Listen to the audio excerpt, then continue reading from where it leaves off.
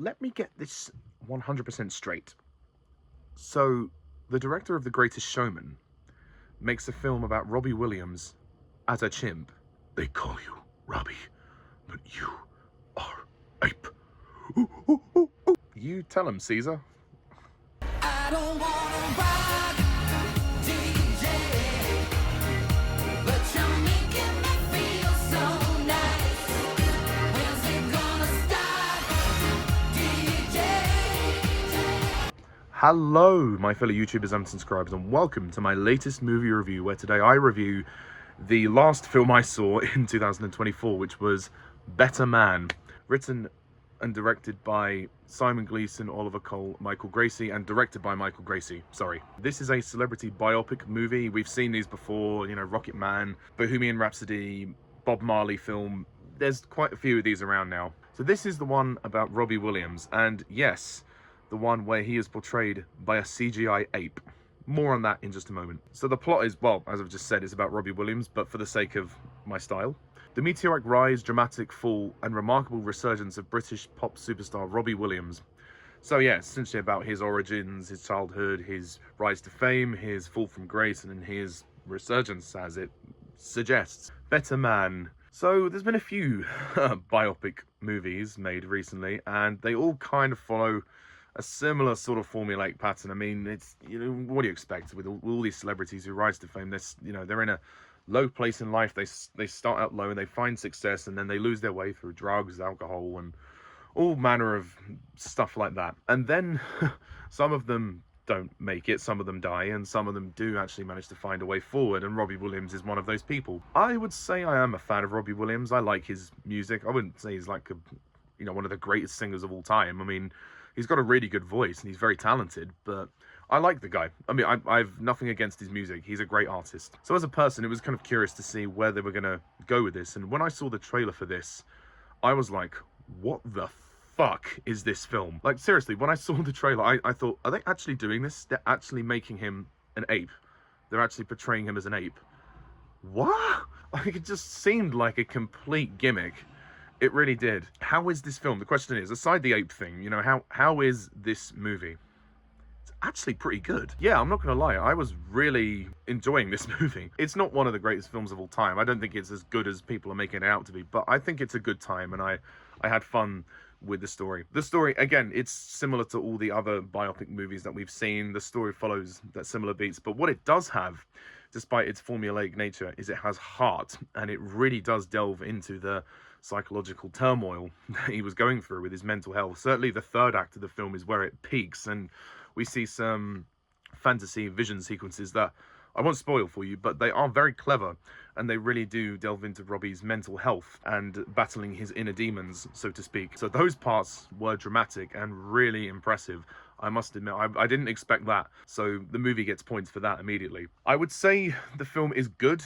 I think it's entertaining, and it's certainly going to please you. If you're a fan of Rocket Man, then you will probably like this film, because it follows in a similar style, with the musical numbers being integrated as musical numbers rather than just the songs being developed in the story as and when the artist developed them. So there was a critic, Mark Kermode from the BBC. He described this movie as Rocket Man meets Planet of the Apes.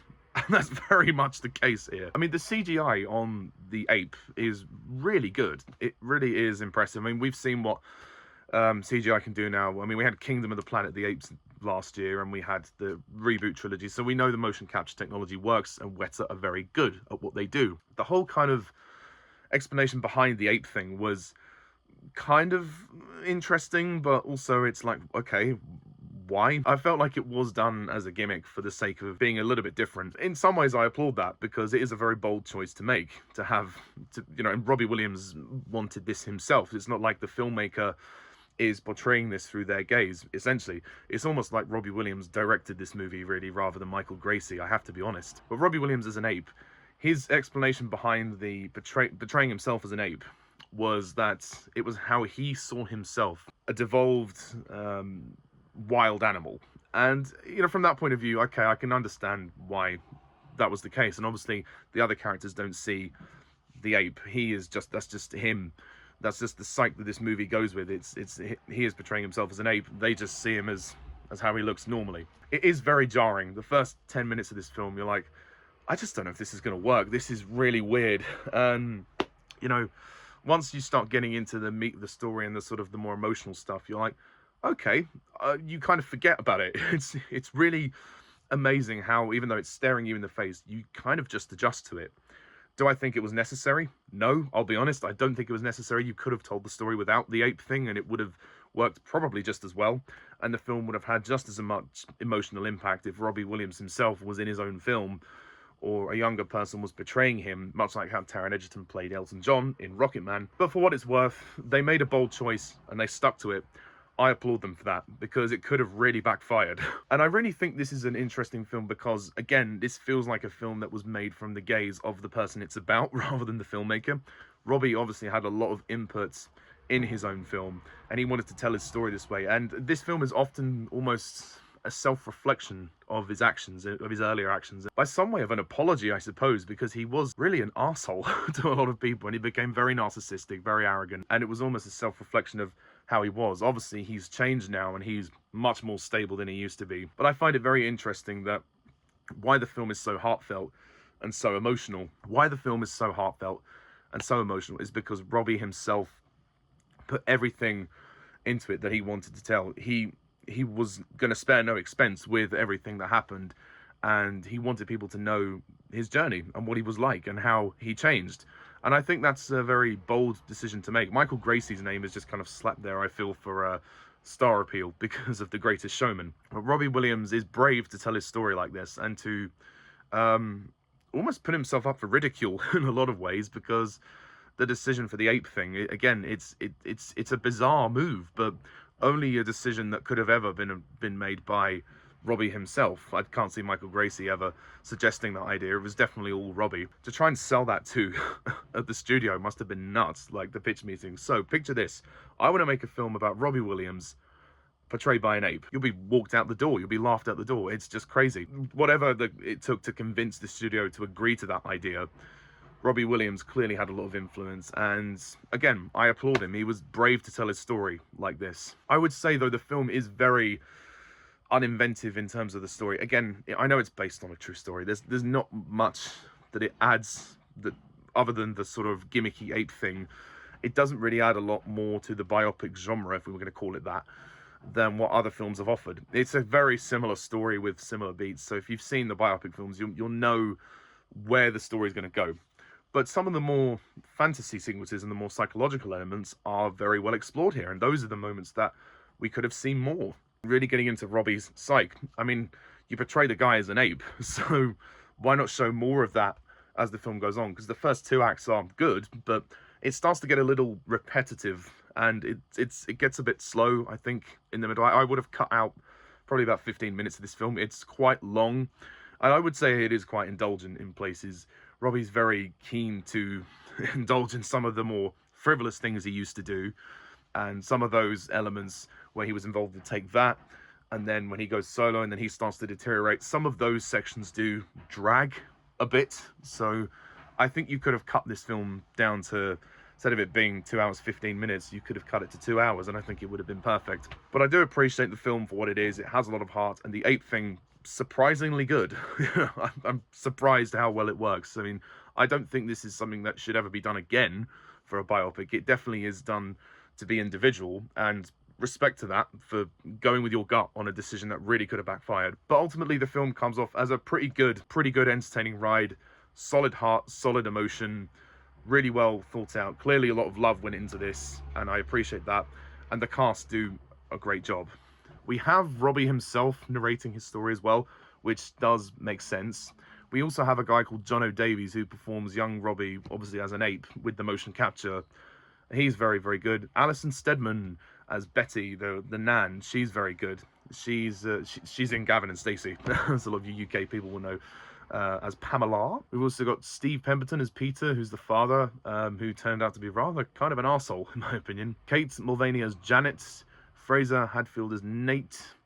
Damon Herriman as Nigel Martin Smith.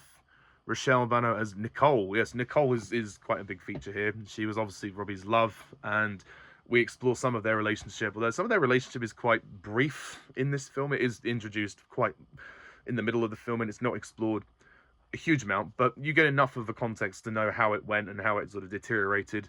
Again, similarly to other biopics, you've seen this kind of film before.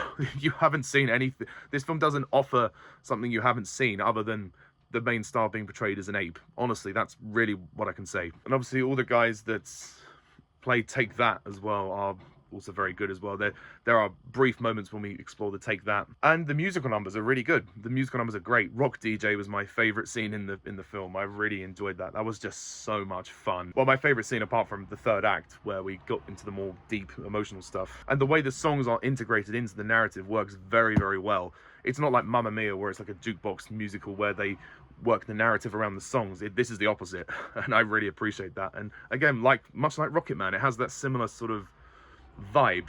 So if you really like Rocket Man, you'll probably like this film. To sum it up, I think the film has very good things going for it, and I would definitely watch it again. I think it's got a lot of heart, and you really feel like the guy is, it's a self-proclaimed film. It's a moment where he's honest about what he's done, and he's almost, yeah, offering an apology for his behavior, and he's reflecting on everything he's done and that's why the title is so clever, Better Man. He's proved now that since then he has become a much better man. But I still think throughout it all, Robbie was very talented. He still is very talented, and I'm glad he's turned things around. Most people should use this as an example. So my final rating for this film will be, I'm going to give it an 8 out of 10.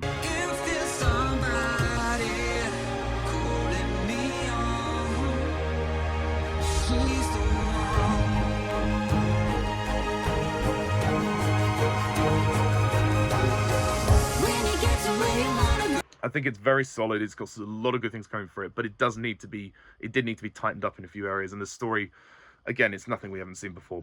But thank you very much all for watching. Please hit the like and subscribe button and stay tuned for more reviews in the future. So until next time, I'm Pajak's Perspective. See ya. Bye for now.